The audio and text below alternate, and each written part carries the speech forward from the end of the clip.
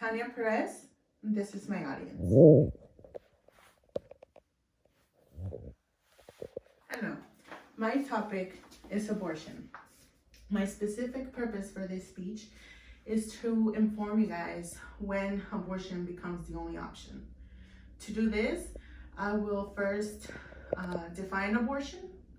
I will then give you examples of when it becomes a medical necessity.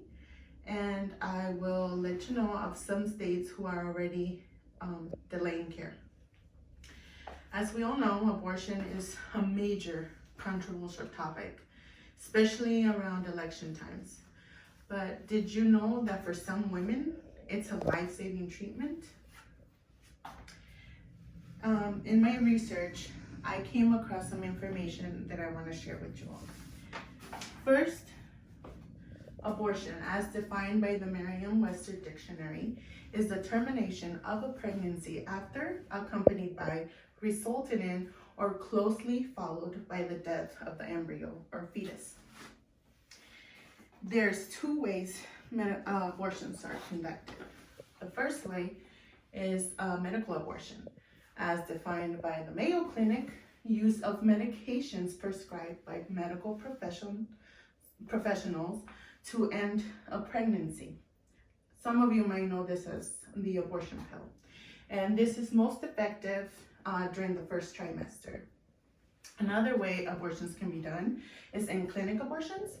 And as defined by Planned Parenthood, it requires a procedure called dilation and evacuation, D&E. And it is medical professionals using certain instruments and suctions to remove the embryo from the woman. And this procedure is usually used in pregnancy 16 weeks or later. Now, how often are abortions done? Well, according to the CDC abortion surveillance, just in 2019, they gathered data from 49 different states, and a total of 629,898 abortions were done. Though there are many reasons why women decide on abortion.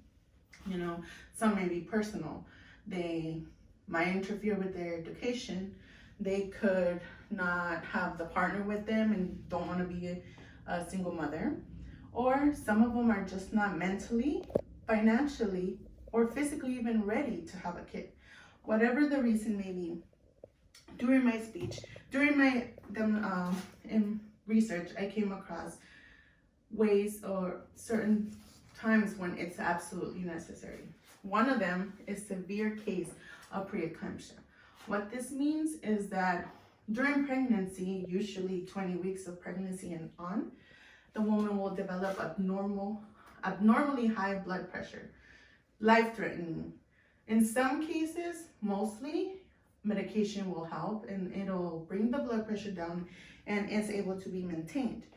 But there is those cases where medication is not sufficient. And the only thing left to do is either to terminate the pregnancy or, depending on the gestational age, deliver the fetus. And both of these, if untreated, can be fatal for both mother and fetus. Another one, and this one stood out to me, is ectopic pregnancy. This is when the egg implants somewhere outside where it should. It should implant in the uterus, and mostly they'll implant in the fallopian tube. For this is very severe. If left untreated, the embryo will continue to grow and eventually it will burst the fallopian tube. This causes major pain for the mother, severe life-threatening infection or sepsis, as we call it in the medical field. And it could even hemorrhage, which means the mother will literally bleed to death. And how, you might ask, how often are these ectopic pregnancies? According to the Maternal and Child Health Journal, they conducted a study from 2006 to 2013. It's just data gathered by emergency department visits. 12.3 ectopic pregnancies per 1,000 live births. They also state that ectopic pregnancies might be on the rise, but since there's no surveillance to keep track of it, it's really hard to tell the accurate numbers. I personally know someone who had a ectopic pregnancy. Thankfully, we live in a state where abortion is legal, so she had no trouble finding the emergent care she required. But especially now, that's not the case in some states. As you all know or have heard, whether by news, media, even a friend, Roe versus Wade was overturned June of this year. What that means is that abortion is no longer a constitutional right. It is not protected, and it is up to the states to decide whether it could be banned or not. For example, a House bill in Missouri says that ordering, prescribing, using any abortion-inducing devices could result in a Class A felony. And in Missouri, that means 10 to 30 years or life in prison.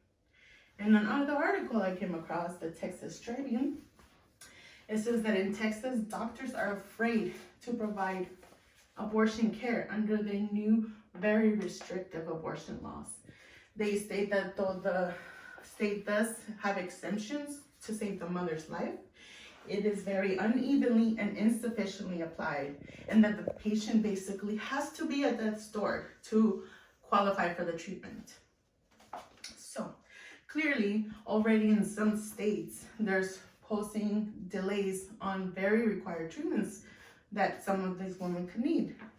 Now, I have told you what abortion is, what are the reasons why some women may need it, and some examples of some states that is making it very hard for them to get the treatment required. So I will leave you with this. This is a graph from the pregnancy mortality surveillance system provided by the CDC. And you can see here, pregnancy-related death from 2016 to 2018, infection or sepsis is the second leading death, 13.9%. Hemorrhaging, 11%. And hypertensive disorders of pregnancy lands at 6.8%. Thank you so much for your time. Here's my audience.